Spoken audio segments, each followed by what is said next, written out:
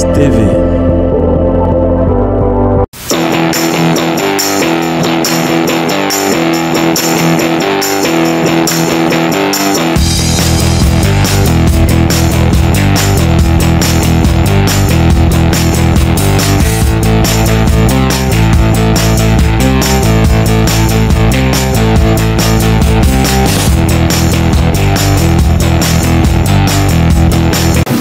Bienvenue chez DFMC TV, merci de nous renouveler votre confiance. Vous êtes sur Échange avec de ce week-end. Nous recevons deux jeunes joueurs ivoiriens de nationalité.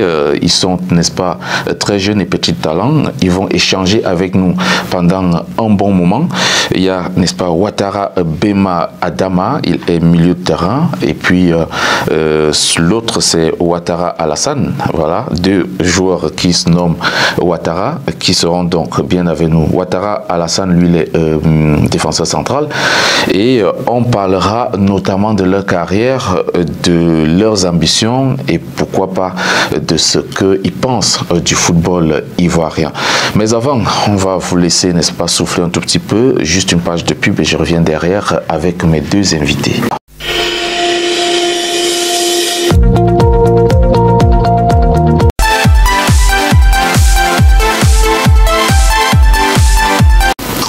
Voilà donc de retour sur ce plateau, vous suivez Échange avec, c'est votre programme qui, n'est-ce pas, vous permet d'avoir certaines informations sur des profils de joueurs ou d'entraîneurs ou alors des acteurs du football bien définis. Et ce week-end, nous sommes avec deux jeunes joueurs ivoiriens, je l'ai dit tantôt dans mon intro. Il y a Ouattara Bema Adama, il est milieu de terrain dans le club de Ittihad à Sazak.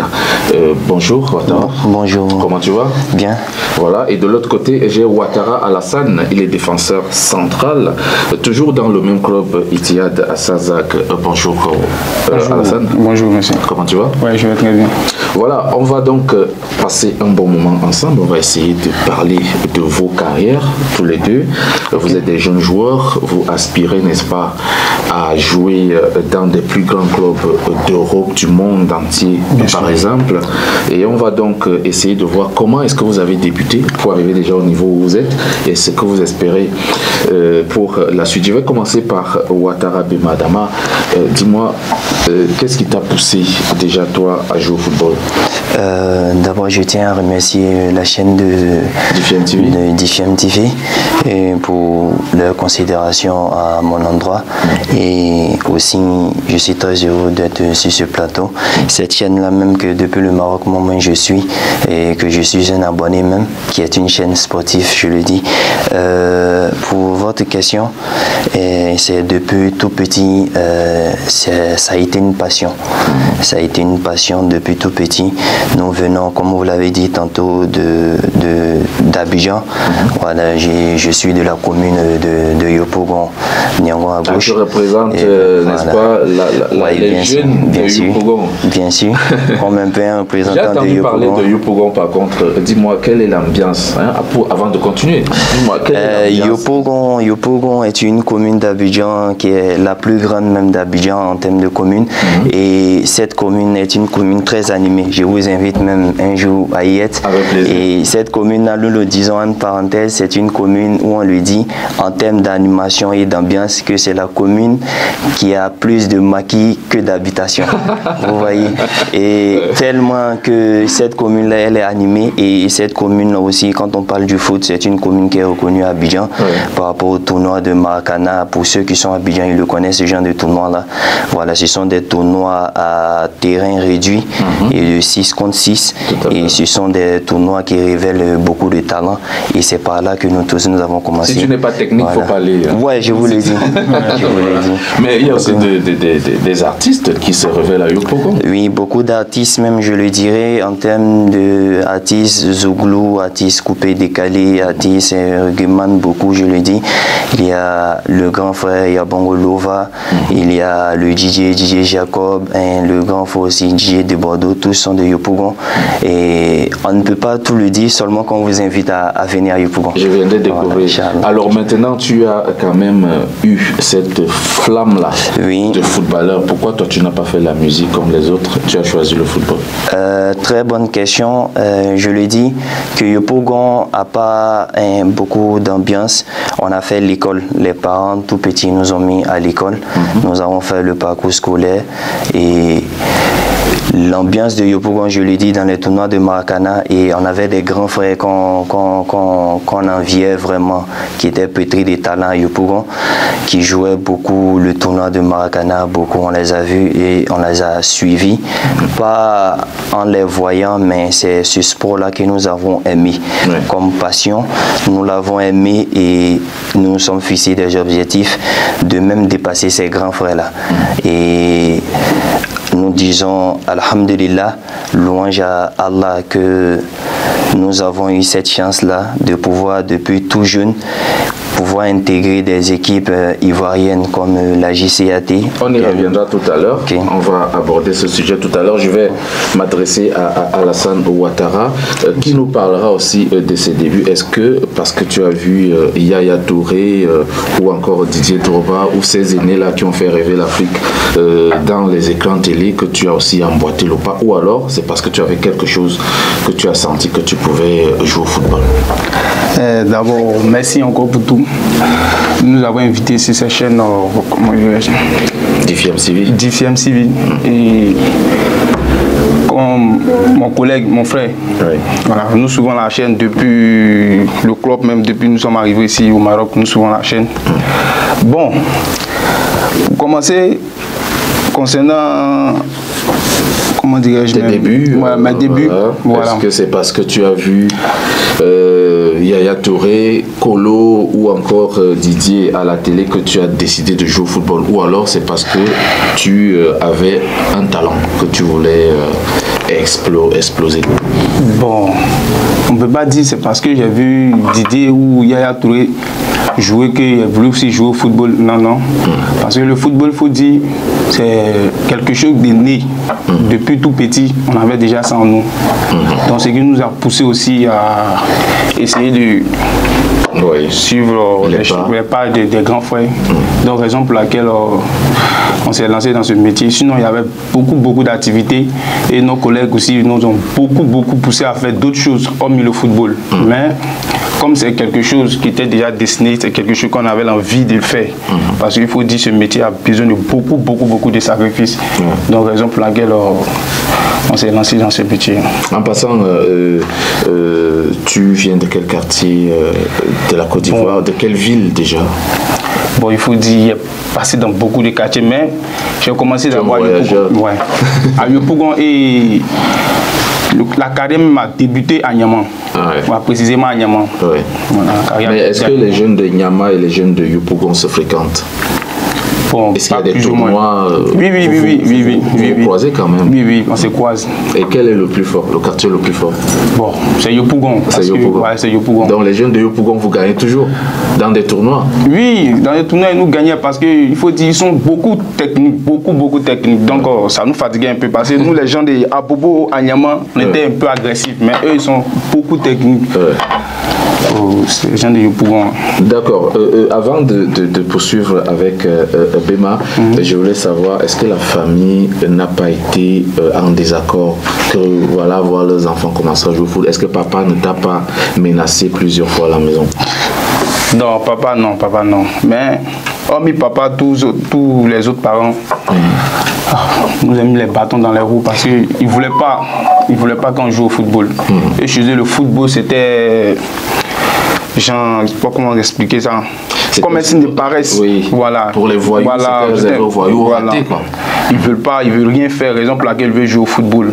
Donc, mais papa, il faut dire, il nous a encouragés un peu. D'accord.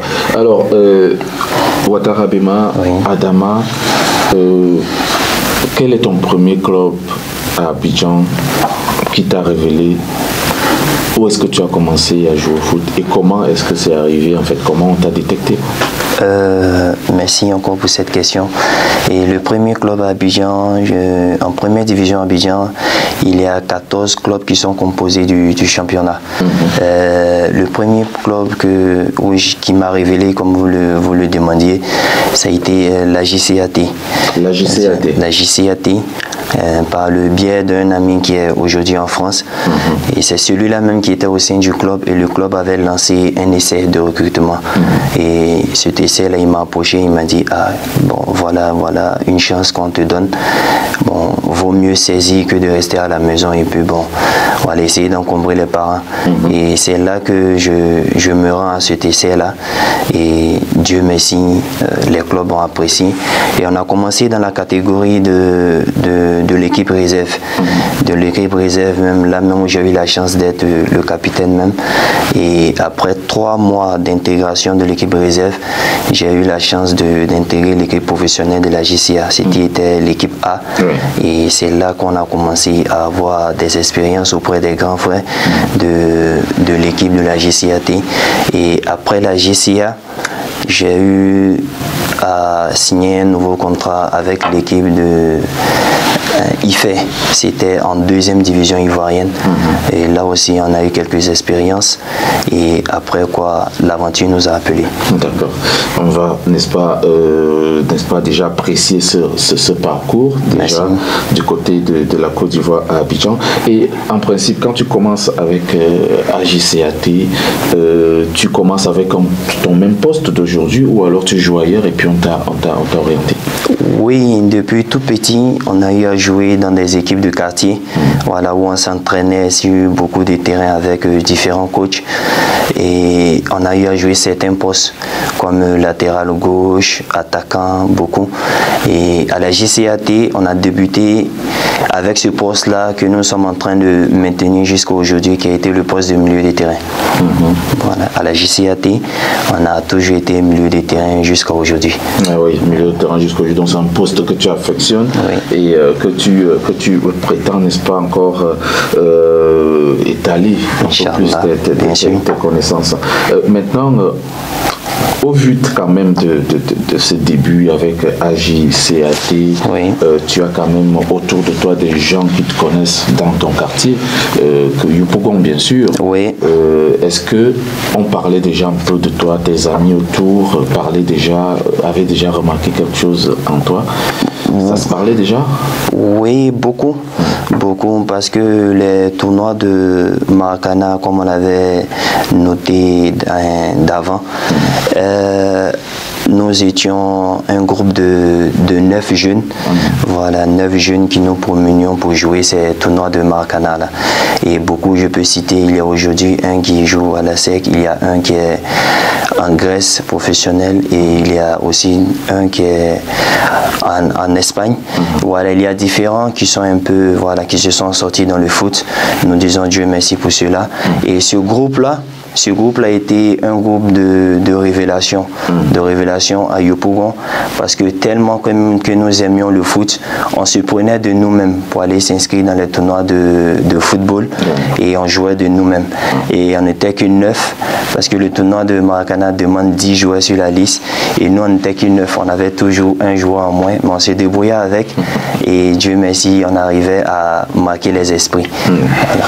Donc voilà donc un peu la suite de l'histoire de Ouattara. Mais avant de revenir sur Ouattara Alassane, nous allons marquer juste une petite pause publicitaire et puis j'y reviens derrière.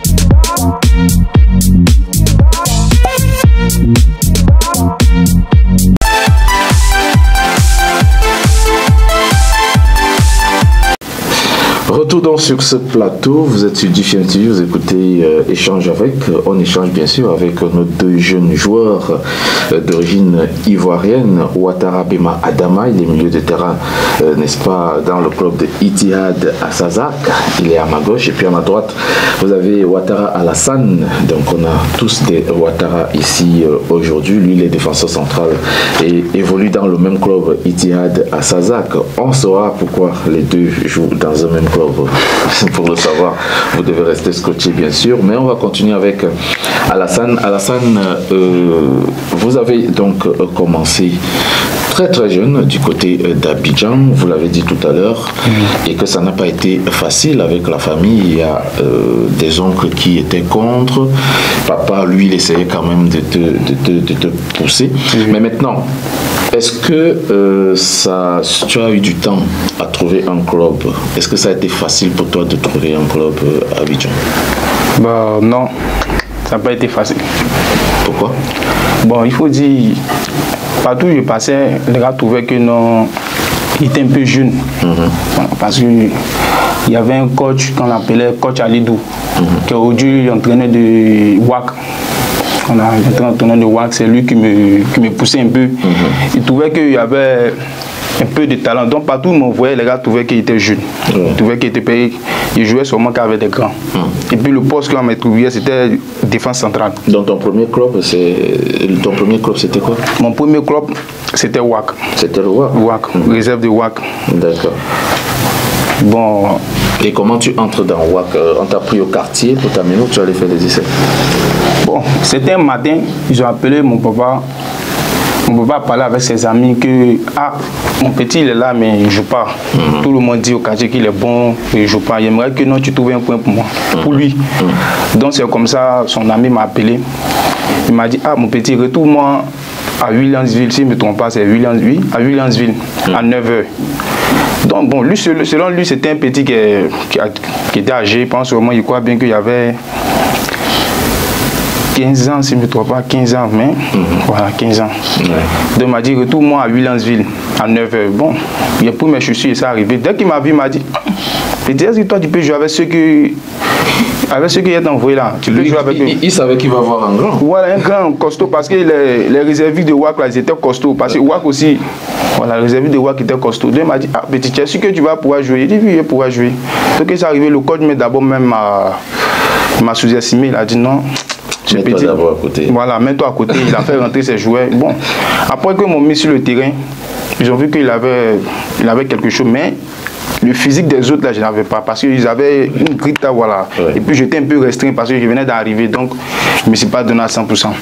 Mais le coach, il a vu qu'il avait quelque chose, donc il a dit, bon, celui-là, on ne va pas le mettre avec celui-là parce que voilà, il risque de le blesser, mais on va l'envoyer dans un autre coin. Il va aller, bon, voir ce qu'il peut faire là-bas. Donc arrivé là-bas, il a fait peut-être, bon, 2 mois même. 2 mois après, ils ont appelé encore le coach de WAC pour lui dire non, le petit, c'est pas son niveau qui est ici. Ramène-le là où il était parce que il mange tout le monde. Il mange tout le monde. Donc arrivé là-bas, maintenant je me suis imposé et fini par être capitaine même de l'équipe réserve de WAC. Bon. Voilà, et après le WAC, est-ce qu'il y a eu un autre club où tu as joué à Côte d'Ivoire? Côte d'Ivoire? Ouais. On a joué pour Oumé.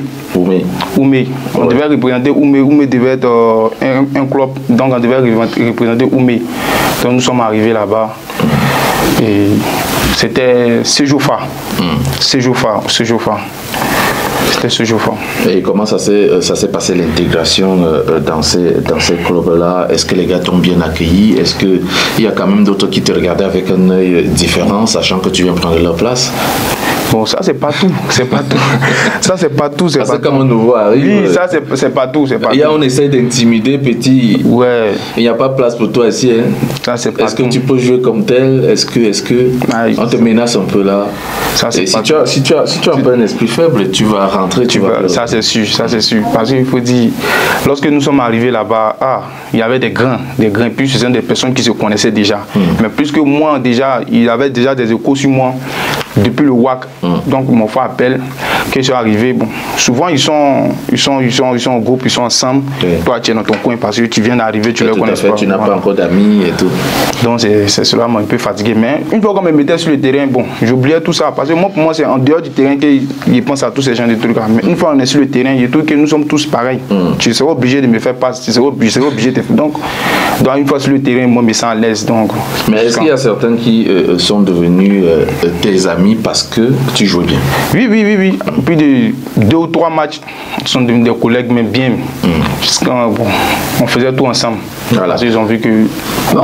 C'est un peu super cette petite expérience, cette petite histoire que tu racontes. C'est un peu pour montrer que ce n'est toujours pas facile d'intégrer des clubs, même si on joue même dans des clubs de quartier, hein, ce n'est toujours pas facile, surtout quand on n'est pas connu. Je vais me retourner vers Ouattara Bema. Alors Ouattara, tu finis donc avec AJCAT et IFE en D2 en Côte d'Ivoire. Et puis après, tu as dit tout à l'heure, l'aventure a commencé. Justement, parlons de l'aventure. Tu es au Maroc. Qu'est-ce qui t'amène au Maroc? Le Maroc, bien sûr. Ou alors, est-ce que tu es passé par un autre pays avant d'arriver au Maroc? On ne sait jamais. Oui, j'ai eu à faire l'aventure à Doha, au Qatar, en 2018.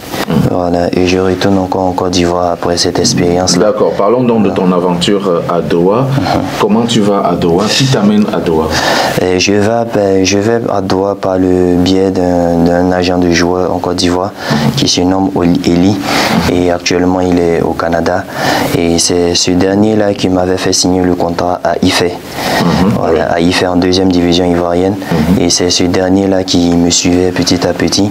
Et lui aussi, par le biais d'un grand frère de famille, voilà, qui est Abdelaziz, mon grand frère.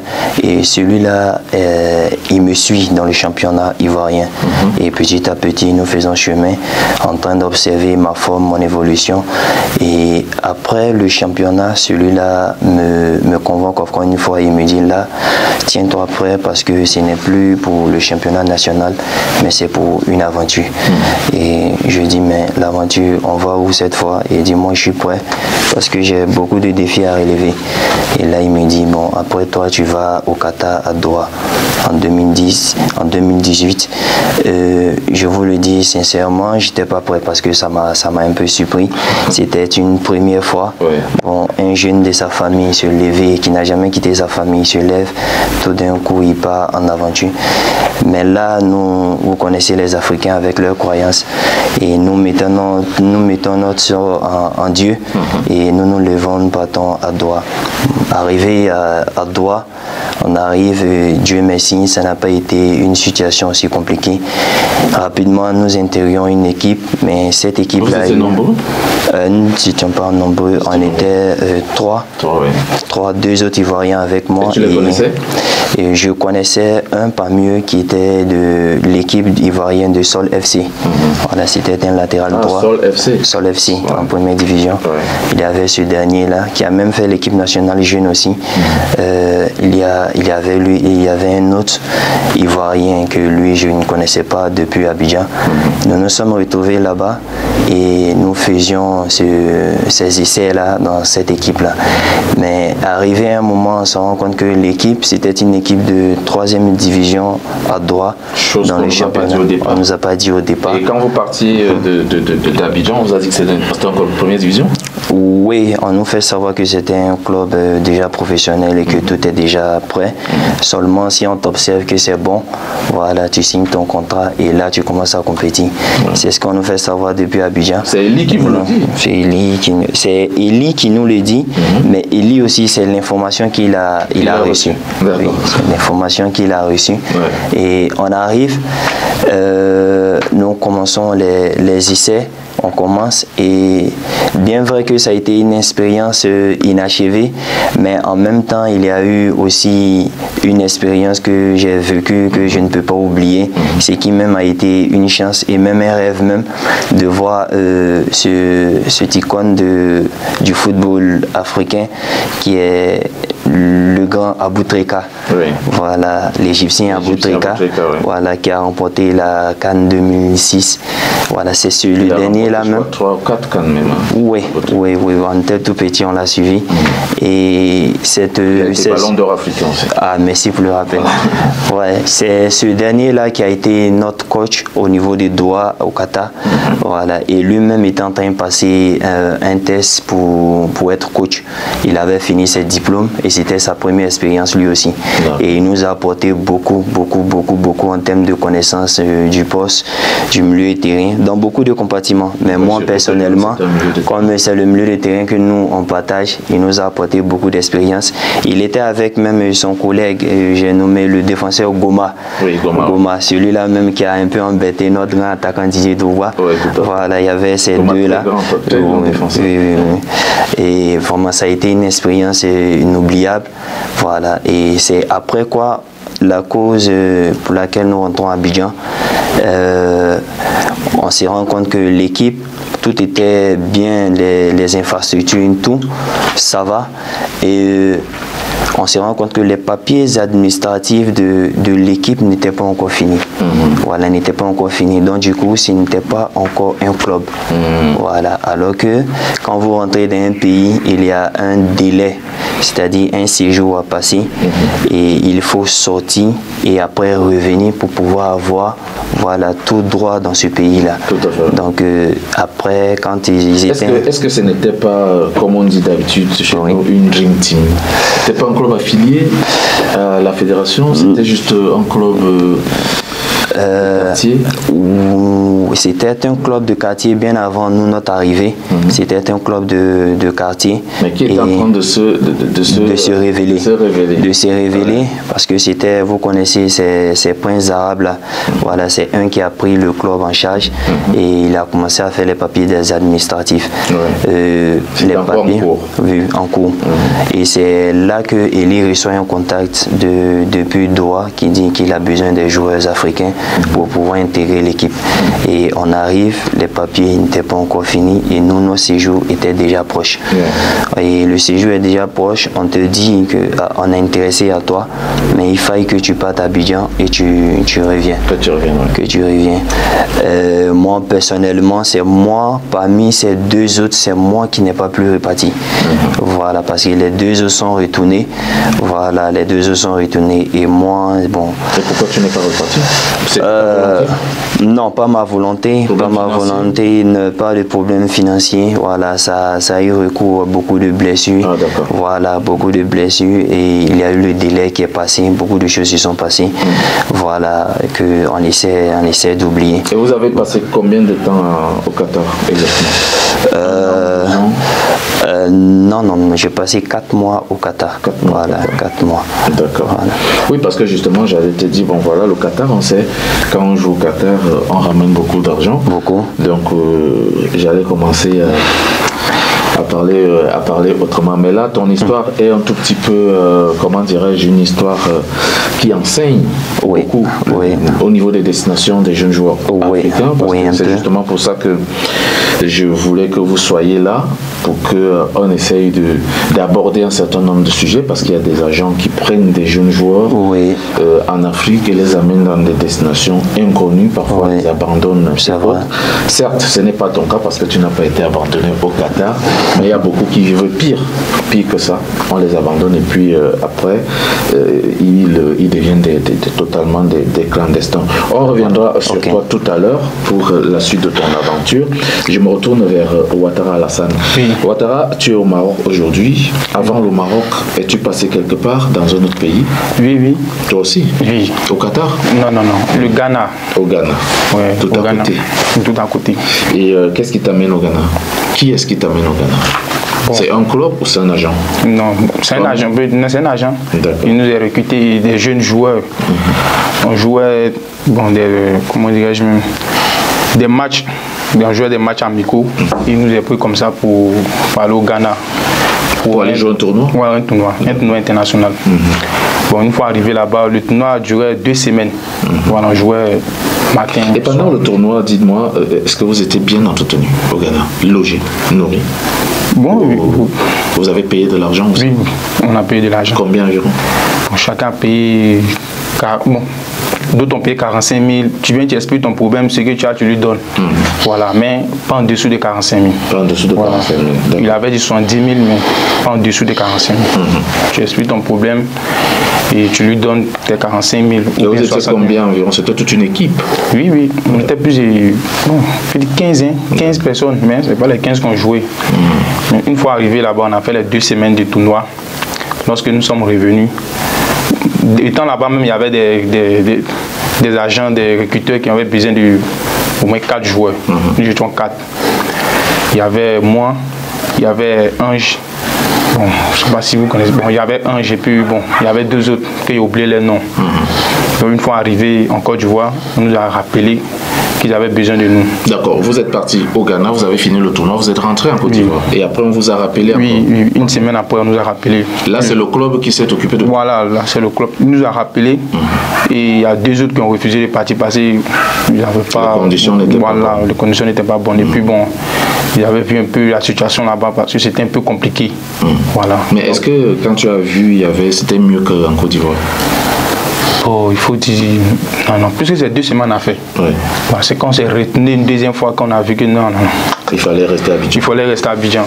Voilà. Puis, une fois arrivé là-bas, ils ont commencé à faire des trucs. Bon, ils savent que non, tu n'as personne ici. Donc, ce qu'ils te disent, tu fais. Tu vas faire. Voilà, tu vas faire. Donc, c'est ainsi. On a joué jusqu'à... Tu as le nom du club? Et Danama Soda Academy. D'accord. Bon, c'est pas un club, c'était une académie. D'accord. Voilà, Danama Soda Academy. Il y a un mec qui a décidé de rentrer. Lui m'a laissé seul là-bas. Bon, arrivé un moment, il a vu que non, ça n'allait pas. Il voulait rentrer. Bon, le vieux m'a dit, franchement, actuellement où je suis là, il n'est pas l'argent pour te donner pour que tu reviennes. Il faut tenir le coup jusqu'à ce que, bon... Bats-toi comme un homme. Voilà, jusqu'à ce que tu puisses avoir quelque chose. Bon, c'est ainsi. Bon, puisqu'on ne nous payait pas aussi, on jouait seulement que des matchs, on jouait des matchs, souvent même, tu quittes l'entraînement, tu viens, tu dors. Tu ne manges pas, tu dors. Tu attends jusqu'à le soir, aller faire quelque chose et puis manger. Bon, c'est comme ça qu'on a fait jusqu'à... Le jour où m'apprêtais à venir en Côte d'Ivoire, on dit non, que la frontière est fermée, qu'il y a eu coronavirus, la frontière est fermée. Donc on ne pouvait pas rentrer, tu es obligé de rester au Ghana là-bas. C'est ainsi, on a poussé. Il a vu que non, ça n'allait pas même. Donc ils m'ont parlé un peu d'un club au Togo. Donc de là, ils ont profité en même temps à l'autre Togo parce que là-bas, la vie est un peu moins chère. Donc voilà, le transport que mon papa m'a donné pour rentrer, il a pris ça pour aller au Togo. Il fallait me relancer encore là-bas. Donc arrivé là-bas, 2 mois de jeu, bon, souvent il gagnait un peu, 15 000 francs. Par mois? Oui, par mois, 15 000 francs par mois. C'était mieux que le Ghana parce que le Ghana il gagnait rien. Donc 15 000 francs par mois, voilà. Il me débrouille avec ça un peu. Puis bon, on a arrêté le championnat à cause du coronavirus. Donc c'est resté comme ça. Sans club? Sans club. Puisqu'il n'y avait plus de jeux, on ne jouait plus. C'était juste les footings. D'accord. C'est un parcours de titan que tu as élaboré. Mais je vais continuer avec toi. Après le Togo, c'est le Maroc. Ouais, après le Togo, c'est le Maroc. Et comment tu arrives au Maroc? Oui, mais... D'abord entré en Côte d'Ivoire. Tu es d'abord entré en Côte d'Ivoire. Comment tu fais donc pour arriver en Côte d'Ivoire? Tu as eu une invitation d'un club ou alors tu as pris toi-même de faire tes papiers et de venir te chercher? Bon, il faut dire aussi que les deux se sont... Bon, l'invitation dans un club, moi-même, j'étais déjà décidé à venir au Maroc. Bon, voilà. Une fois arrivé en Côte d'Ivoire, il François le vieux, et puis je lui ai dit, il François mon papa, comme on le dit chez nous, François mon papa, il lui a dit, franchement, il veut aller essayer au Maroc, voir. Donne-moi encore une dernière chance. C'est vrai, tu as fait beaucoup, mais donne-moi encore une dernière chance pour qu'il puisse venir au Maroc, voir ce qu'il peut faire. Mon levé m'a dit, ok, il n'y a pas de souci. Si tu es prêt, on va essayer de faire des courses, des démarches. Et c'est ainsi, je suis allé causer avec des coachs qui étaient à Abidjan là-bas. C'est eux qui m'ont mis en contact avec les dirigeants ici. D'accord. Donc c'est ainsi, ils m'ont envoyé une lettre d'invitation. Bon, j'ai présenté ça au vu. Il a fait des démarches, il a fait tout, et puis bon, il m'envoie, je suis arrivé au Maroc. Voilà, on reviendra sur ton aventure au Maroc, parce qu'on va étape par étape, et je vais me retourner vers Ouattara Bema Adama. Oui. Voilà, tu arrives tu finis ton aventure avec le Qatar. Maintenant, toi aussi, tu es au Maroc. Depuis combien d'années? Je suis au Maroc, ça fait maintenant 8 mois. Ça fait 8 mois. 8 mois que je suis au Maroc. Alors, qu'est-ce qui se passe? Est-ce que toi, tu as eu un contact? On t'a contacté ou alors tu as aussi fait toi-même tes papiers pour venir au Maroc et venir te chercher sur place? La question me touche beaucoup parce que c'est une question qui peut révéler aussi ma reconnaissance envers certaines personnes. Et je tiens à noter d'abord mon retour du Qatar m'avait affecté beaucoup moralement. Oui. Beaucoup moralement, ça m'avait affecté, suivi de beaucoup de blessures aussi. Et je lui dis, j'avais fait presque quelques années même sans jouer. Voilà, presque 1 an, 2 ans. C'est un peu comme un esprit de découragement qui voulait t'animer. Et tu voulais abandonner totalement le foot? Pas abandonné, ça m'est jamais venu. Il y avait un relâchement. Et comme on le dit dans le langage ivoirien, il faut reculer pour mieux sauter. Et le découragement n'est pas ivoirien. Merci encore. Je le dis, c'est là que je suis assis. Et cette reconnaissance-là, je la dois à mon grand frère.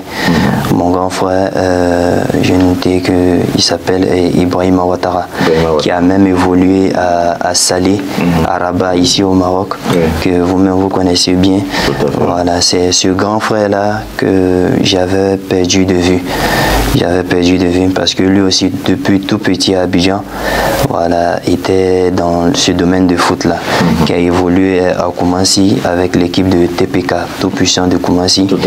Et lui aussi a fait un parcours depuis l'EFO au Burkina, l'Étoile filante de Ouagadougou.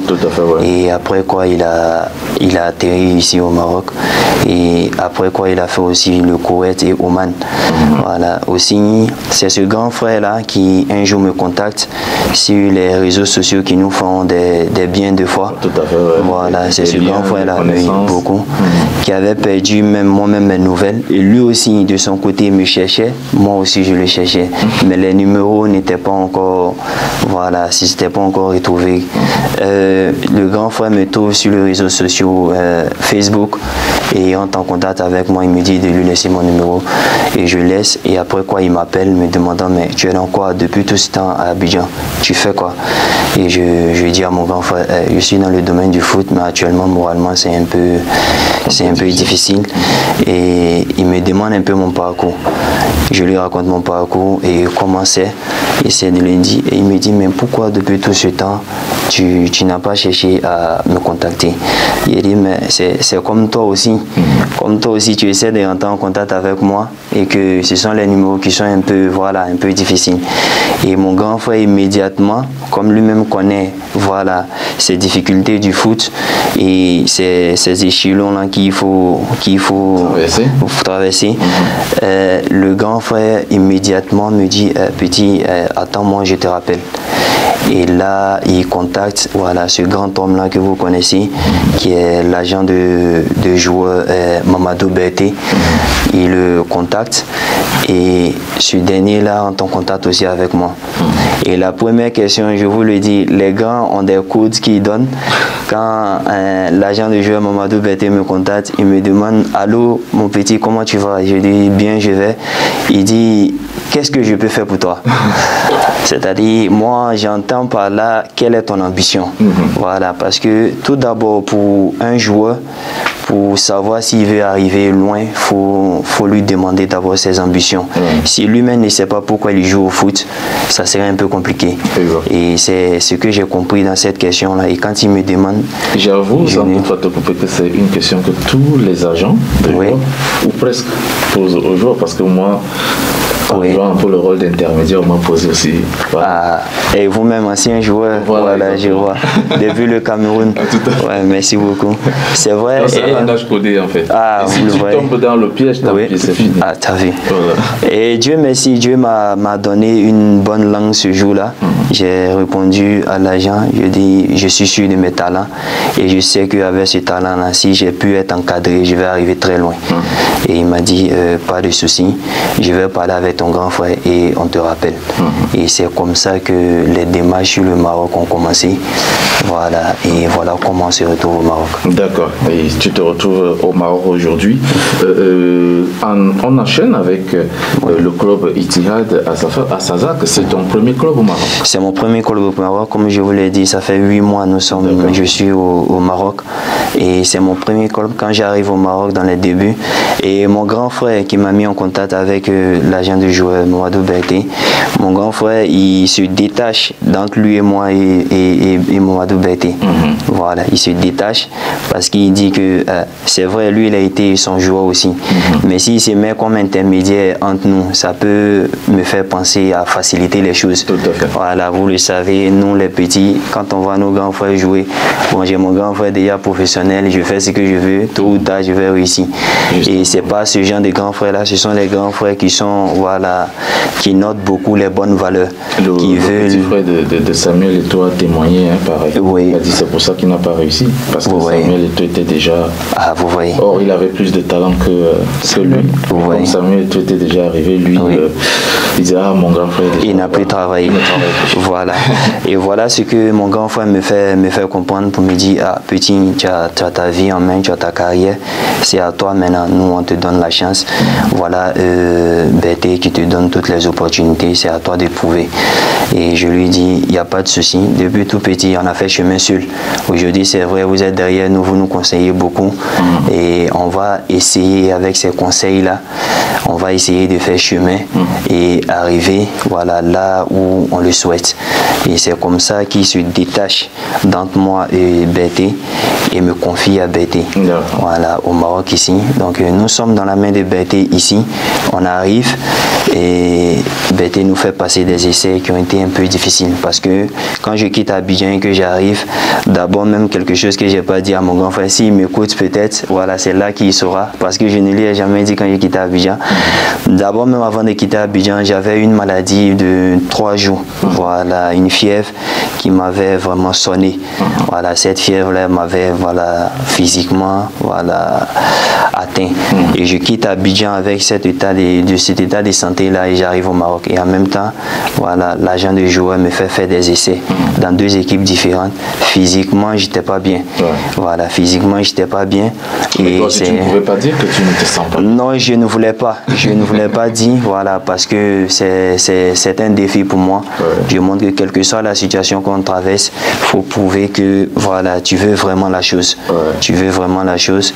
Et quand tu vas dire non, bon, j'ai une fièvre, je veux ceci, je veux cela, bon, ça amène à avoir, on dirait, bon, voilà, on lui donne des opportunités. Comme il voit qu'on se porte garant pour lui, voilà, il a peur et voilà. Donc j'arrive, mais malgré ça, on me note bien dans ces 2 différentes équipes où je passe les essais. On me note bien, mais ce qui fait échouer les essais, c'est que physiquement, on a besoin de lui. Voilà, mais actuellement, c'est déjà une compétition. Voilà, physiquement, voilà. Alors que il a toutes ces qualités-là d'un joueur, mais déjà physiquement, c'est pas aussi ça. Donc, on lui demande de prendre un recul, voilà, de se préparer physiquement et qu'il revienne. Et on a besoin de lui. Et c'est comme ça, je remercie encore l'agent de joueur, Mamadou Berté, qui me comprend. Voilà, qui dit que petit, je comprends, voilà, c'est à toi de t'entraîner, repose-toi beaucoup, et puis bon, on verra. Voilà comment arrive après la récupération avec beaucoup d'entraînement. Et il y a le moral aussi qui commence à se vivifier parce que tu as des gens qui commencent à te guider, qui sont des connaissants dans ce domaine du foot, qui commencent à te montrer beaucoup de chemins. Et quand je reviens dans la pleine forme, ce même agent-là me prend encore et m'envoie en essai avec l'équipe que vous connaissez, Ittihad à Sazac. Voilà, c'est comme ça que on arrive dans cette équipe-là. Oui, je me penche donc vers Alassane. Alassane, est-ce que c'est le même parcours que toi?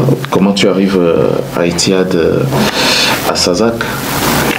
Bon, il faut dire aussi, je remercie aussi Mamadou Berté et son collègue Magui qui m'ont beaucoup aidé dans cette aventure. Et une fois arrivé ici au Maroc, bon, j'ai fait la connaissance de Magui, parce que puisque c'était lui qui était en contact avec lui, c'était lui qui était mon manager. étant donné qu'il était avec mon frère Adam dans la même maison, voilà, qu'on partageait la même chambre ensemble. Et lui, chaque matin, c'est là, il va voir son manager. Moi aussi, je vais voir mon manager. On essaie d'échanger. Mon manager avait prévu m'envoyer à quelque part. Bon, un matin comme ça, Adam m'appelle. Il quittait chez son manager. Il m'appelle, dit, ah, Hassan, je suis venu voir Mamadou Bété, qui m'a dit j'aurais besoin d'un défenseur central. Bon, je ne sais pas si tu es intéressé, puisque ton manager aussi veut trouver un coin pour toi pour que tu puisses aller passer un essai. Mais il faut le voir, si tu peux aller passer là où je vais, si ça marche, alhamdoulilah, ici, bon, dans le cas contraire aussi, tu vas aller dans ton coin. Il a dit, ok, pas de souci. Je rentre en contact avec mon manager Magui et je lui explique la situation. Il dit, bon, je te rappelle dans pas longtemps. Et c'est ainsi qu'il a appelé Bété. Et lui et puis Bété, on finit d'échanger. Bété me rentre en contact avec moi. Ah, Alassane, j'aimerais te voir toi et Adam chez moi. Je dis, ok, pas de souci. Donc je vais avec Adam là-bas. Ma première fois, même, dit d'échanger au moins avec Bété. Parce que quand je voyais, on se saluait, puis je passais. C'est ma première fois d'échanger avec lui et il a su placer les mots, me convaincre. Il a dit, ok, pas de souci. Je vais aller avec mon frère Adam là-bas pour voir au moins ce que ça va donner. Étant donné que c'était un bon déjà un manager performant, il avait déjà tout assuré. Il avait déjà placé ses joueurs. Il savait comment placer ses joueurs. Donc, une fois arrivé là-bas aussi, il faut dire, il a bon. Ça s'est bien passé. Parce que les gars voulaient s'imposer, mais de la manière dont on nous est présenté là-bas, je vois que bon, ça s'est bien passé. Le début s'est bien passé. D'accord. Ce que je voulais savoir, je vais te poser directement la question. En ce moment, l'intégration s'est bien passée. Tu as prouvé que tu avais le niveau. Est-ce que l'accueil a été bon? On sait que c'est le Maroc, c'est pas la Côte d'Ivoire.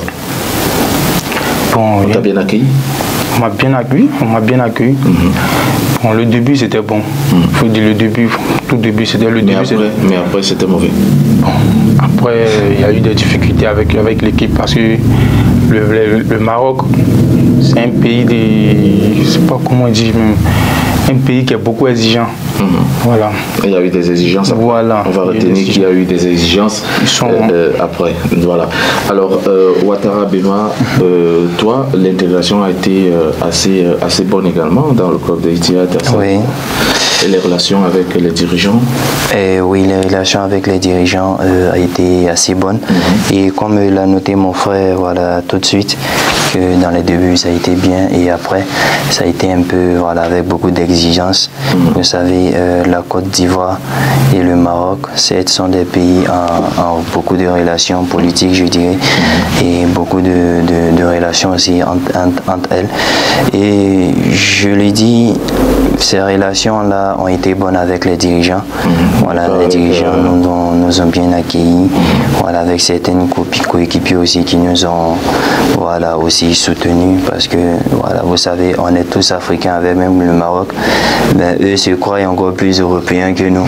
Voilà, on les dirait comme ça. Et même ils nous appellent en termes de reconnaissance, pas que c'est une distinction, mais en termes de reconnaissance, ils nous appellent les Africains. Voilà, pour pouvoir rapidement nous reconnaître. Voilà, les Africains. Et on arrive, on commence les essais, voilà, après un long voyage, quand on arrive, voilà, physiquement, les pieds, voilà, vous savez vous-même qui êtes un ancien joueur, un joueur quand il effectue un long voyage, voilà, quand il arrive, il faut qu'il se repose. Voilà, on arrive un soir, je crois, à 20h, voilà, de la ville d'Assa. Quand on arrive le lendemain, on commence en même temps les essais avec des séances d'entraînement. Et on arrive, le coach, voilà, il nous intègre rapidement avec les autres coéquipiers. Voilà, on arrive à exercer, voilà, à 100% ce qu'il demande sur le terrain. Voilà, on arrive à le faire. Et après quoi, voilà, ils nous ont informé qu'ils vont entrer en contact avec le manager, voilà, pour parler avec lui, si oui ou non c'est bon, qu'il nous garde ou que, voilà, ils vont nous souhaiter, voilà, encore un bon chemin. Voilà, et c'est là qu'il contacte l'agent de joueur Mamadou Bété. Voilà, et je lui dis encore qu'il est un homme fort qui connaît beaucoup le terrain du Maroc. voilà, qui arrivent à discuter bien avec eux et ils arrivent à s'entendre par rapport à la situation de ces deux joueurs. Et là, c'est là que commence le premier contrat au Maroc avec l'équipe Ittihad Assazak et on commence la compétition. D'accord. Maintenant, quelles sont vos ambitions? Toi personnellement, quelles sont tes ambitions? Oui, merci encore. Moi personnellement, voilà, on a jusque-là, vous-même vous l'avez noté, c'est un long chemin jusque-là. Voilà, beaucoup de parcours et beaucoup de difficultés. On arrive, voilà, on n'a jamais baissé les bras. Et personnellement, mon ambition, c'est d'arriver en Europe. Voilà, personnellement, mon ambition, c'est d'arriver en Europe. Et je trouve que le Maroc est un bon début pour moi. Oui, c'est un tremplin. Voilà, un tremplin, merci. C'est un tremplin, un bon début. Et on arrive, on essaie de... Comme j'ai discuté avec mon agent, celui-là même m'a dit, c'est un tremplin, il faut que tu arrives à monter de quoi tu es capable. Et une fois que tu arrives à grandir en volume de jeu, voilà, je te promets faire le nécessaire pour que tu arrives là où tu veux arriver. Voilà, vous savez, un joueur aussi ne peut pas aller sans un agent et un agent aussi sans un joueur. Voilà, c'est vice versa. On essaie de travailler en collaboration. Merci. Et voilà un peu mon objectif. Et là, la compétition vient de finir. Voilà, la compétition finie, nous sommes toujours en train de s'entraîner, de travailler. Oui, oui, c'est le mercato. Et vous savez, on ne peut pas s'élever de nous-mêmes et aller taper les portes d'une équipe. L'agent doit faire son travail. Voilà, merci. En ce moment. Oui. C'est maintenant que les agents jouent. Merci. Donc actuellement, on attend le coup de fil de l'agent, voilà, pour nous dire, tiens, c'est là que tu te diriges, ou si toujours tu restes, voilà, avec l'Ittihad. Donc nous sommes encore à l'écoute. Alassane, tes objectifs? Bon, comme le frère vient de souligner tout à l'heure, les ambitions... Parce que toi aussi, toi tu peux dire, toi tu peux pas... En fait, je veux dire quoi? Toi forcément tu peux aussi dire, moi je veux pas aller en Europe. Peut-être sans c'est pour ça que je pose la question. En fait. Oui, tes objectifs c'est quoi? C'est tout un joueur, mais son objectif c'est d'aller jouer en Europe. Comme il a si bien dit, le Maroc c'était déjà un bon début. Voilà, c'était déjà un bon début. L'objectif c'est d'aller jouer en Europe et puis bon, essayer même, qui sait, jouer même la Ligue des Champions parce que on a promis. L'équipe nationale. Si. Les éléphants. Tu vois, mais ça c'est normal. On sait qu'on va jouer avec les éléphants. C'est ce que je voulais entendre. Oui, ça c'est normal, c'est obligé. C'est obligé qu'on va jouer avec les éléphants. Pas obligé. Ouais, mais si aujourd'hui un autre pays t'appelle, dit bon voilà, nous on voit que tu peux, et il t'appelle avant les éléphants, tu vas pas partir. Si une autre nation t'appelle avant qu'on t'appelle à l'équipe nationale de Côte d'Ivoire. Bon là il les amène de mon agent parce que non, là c'est lui qui sait ce qui est bon pour moi. D'accord. Voilà, donc il faut dire jouer avec l'équipe nationale, cela est nos rêves, voilà, c'est l'objectif. C'était voilà, pour te titiller un peu. C'est normal, tu es ivoirien, tu dois défendre les couleurs de ta sélection. Jouer aussi au niveau, on les amène de Mamadou Bété, Magui, qui est aussi mon agent. Et on prie Dieu pour que la reprise de cette saison soit une bonne saison parce que... D'accord, c'était déjà, n'est-ce pas, parti avec Ittihad Assazak.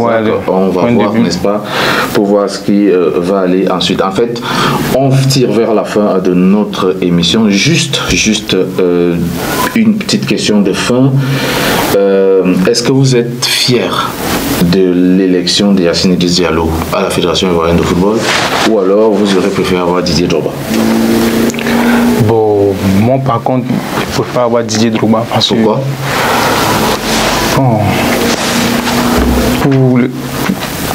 Parce que c'est le nom qui vous fait. Non, pas le nom, pas le nom. Il y a tellement de choses à dire.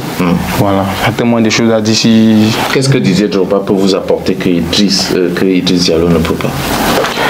pas comme s'ils ne peuvent pas, ils peuvent le faire, ils sont là depuis très longtemps, mais on préférait Didier Drogba. Oui, mais ils étaient là depuis bien longtemps, mais ils n'étaient pas président de la fédération. Ils disent que c'était sous les commandes de quelqu'un.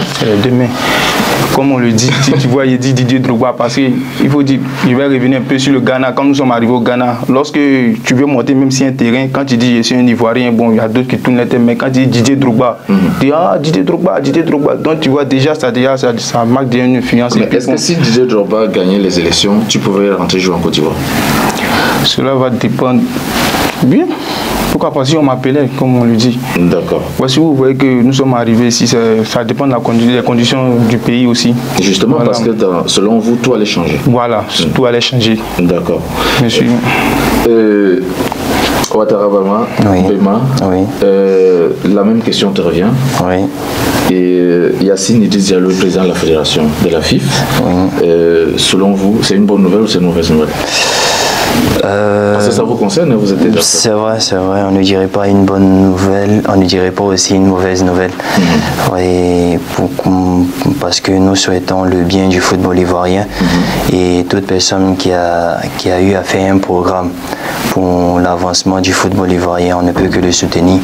Voilà, bien vrai que beaucoup de monde se sont tournés vers le grand frère Didier Drogba et qui n'a pas eu la chance de passer les élections. Et c'est Idriss Diallo qui les a remportés. Et nous, même étant ici au Maroc, nous suivons le football ivoirien. Voilà, nous sommes même abonnés même voilà, à les pages des clubs pour suivre le football ivoirien. On a plein même d'amis qui sont dans ces clubs-là. C'est vrai les conditions, mais je pense que le fait que Didier Drogba soit venu aux élections a apporté voilà, beaucoup d'éclairage sur beaucoup de choses. Et même s'il n'a pas gagné les élections, son impact même fait que le candidat qui a gagné ces élections-là est obligé voilà, de faire beaucoup d'efforts pour réussir sa mission. Pourquoi pas de travailler avec lui? Et oui, c'est une bonne idée et je crois même qu'il a même élu voilà, un membre même de l'équipe de Didier Drogba dans son staff. Voilà, c'est déjà un appel de balle, comme on dit. Un appel de balle, merci. Voilà, je l'ai dit, c'est déjà un appel de balle. Donc c'est ce que nous souhaitons pour cette Côte d'Ivoire là unifiée, parce que nous souhaitons qu'ils travaillent ensemble, même si les programmes ne sont pas les mêmes. Voilà, c'est ce que nous souhaitons et nous souhaitons bonne chance aussi à ce candidat gagnant et nous demandons aussi à ce grand frère Didier Drogba voilà, que sincèrement, même si les élections n'ont pas marché comme il le voulait, il peut apporter voilà, son plus, son expérience, voilà, aussi aider ses grands frères là, Idriss et Yacine Diallo. Voilà, donc qui est bien dit, Ouattara Bema Adama dit son mot de fin. Nous avons donc présenté pour vous échange avec donc Ouattara Alassane et Ouattara Bema Adama. Je vous remercie d'être passé. Le plaisir pour nous. Alors j'espère vous avoir de nouveau la prochaine fois. Vous avez été, n'est-ce pas, presque à la hauteur ou encore à la hauteur pour moi. Moi j'étais satisfait de cet échange avec vous parce que j'ai eu des réponses à mes questions. J'espère les abonnés également. Ainsi prendons fin cette autre édition d'échange avec. On se retrouve la semaine prochaine, certainement avec d'autres profils et d'autres invités. Ciao.